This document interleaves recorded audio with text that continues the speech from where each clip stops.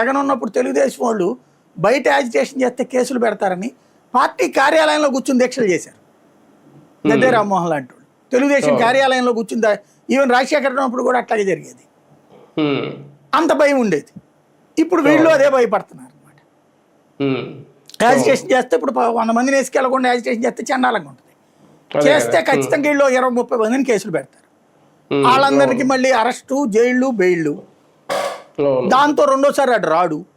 ఎందుకు వచ్చిన పెంట అని చెప్పి వీళ్ళు ఆగిపోతున్నారు. పేపర్ స్టేట్మెంట్లను టీవీల్లో డిబేట్లో మాట్లాడడం తప్పించి, అది కూడా టీవీ డిబేట్లు కూడా ఎవడి పార్టీ ఛానల్ ఆడిదే అలా నడుస్తుంది ప్రస్తుతం.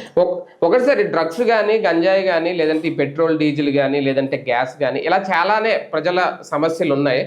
వీటన్నిటి మీద ఏదో తూతూ మంత్రంగా మాట్లాడడం తప్ప జగన్ గారు కూడా ఒక ప్రెస్ మీట్కే పరిమితం అవుతున్నారు తప్ప బయటికి రావట్లేదు. అంటే నిజంగా కూటమి ప్రభుత్వం అరెస్టులు చేస్తుందనో, కేసులు పెడుతుందనో ఆ భయమే ఇంకా 2 ఏళ్ళు దాటుతున్నా సరే ఇంకా వెంటాడుతుందా ప్రతిపక్షాన్ని? ఖచ్చితంగా నాకు తెలిసి లాస్ట్ ఇయర్ ఏమన్నా రోడ్డు మీదకి రాగలుగుతారు. ఎందుకంటే ఇప్పుడు వస్తే, ఇప్పుడు చేస్తే అరెస్టులు, జైళ్ళు, తర్వాత వేధింపులు ఉంటాయి, ఇళ్ల మీద దాడులు, లేకపోతే వ్యాపారాలు చెడగొట్టడాలు ఇవన్నీ జరుగుతున్నాయి కదా. ఓ రకంగా చెప్పాలంటే బెంగాల్ నడుస్తుంది మన దగ్గర. హాఫ్ బెంగాల్ ఇప్పటికి, పూర్తి బెంగాల్ అవ్వలేదు, అంతే తేడా. ఇలాంటి సిచ్యువేషన్లో ఎందుకు వచ్చిన గొడవ?